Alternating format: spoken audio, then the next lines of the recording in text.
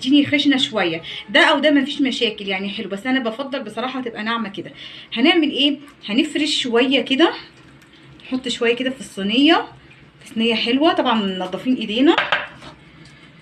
وهنجيب البطايه بتاعتنا الحلوه دي نحطها في الصينيه دي، وننزل بالخلطه عليها كده، نملاها كلها.